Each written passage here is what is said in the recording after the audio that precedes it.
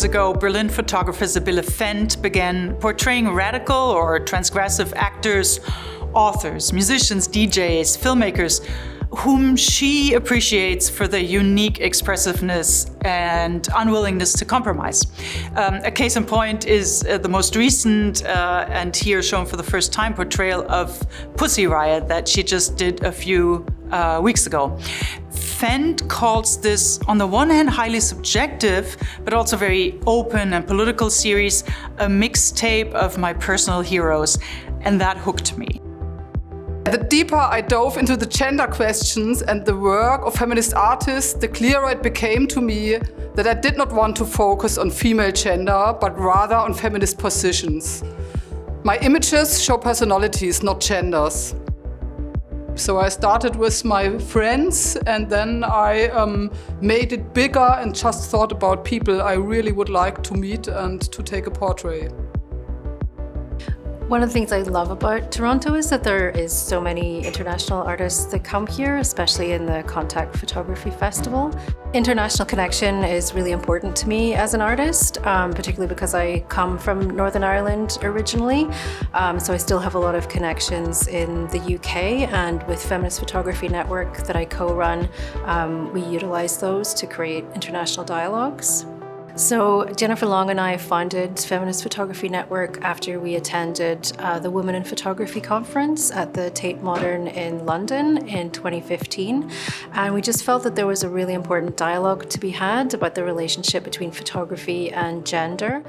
The strength and radiance in these artists' feminist positions is compounded by the fact that they are coming from different directions, generations, lived experiences, and are complementary, working towards a common goal, a more equitable and just society for everyone.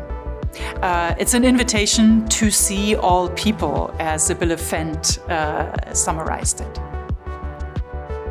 So I found the project really striking, not only in how important it is conceptually, but also aesthetically. The images are so beautifully produced, and they're all different styles of lighting, all different kind of compositions, but they all have this beautiful, soft kind of tonal range.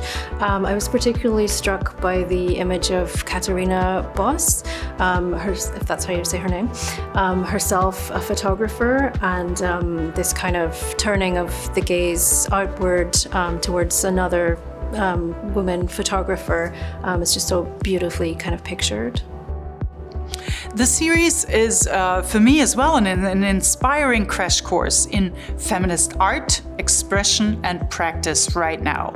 The gestures that approach the viewer out of these portraits are, at times and sometimes at the same time, grand and delicate, challenging and quirky, playful, but they're all authentic and real. We get introduced to graphic novelist Joris Bas-Bakker, painter and media artist Kis Kea, or experimental cellist Martina Bertoni right next to me.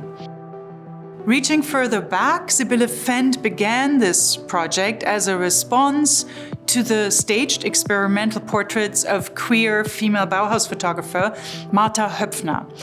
Look up her stunningly current work, and the reference points to Sibylle Fendt's practice will just pop up. I think the main thing is that I have the chance to meet people that I wouldn't meet if I wouldn't have an appointment with my camera with them. And this is really beautiful to have this time, and I hope that my pictures tell about this meeting situation between us. So it's always a story about the person I photographed, but also about our meeting and our time together. For us at the Goethe, this engagement is part of a larger programming cluster on global feminisms, and we're about to send Sibylle Fendt and these 17 women onto our colleagues in Washington, D.C., where National Gallery of Art curator Andrea Nelson, photographer Astrid Rieken, and U.S. audience will pick up the conversation. So What Sibylle Fendt does is that she offers up exuberant and feisty encounters that make us question our own stances.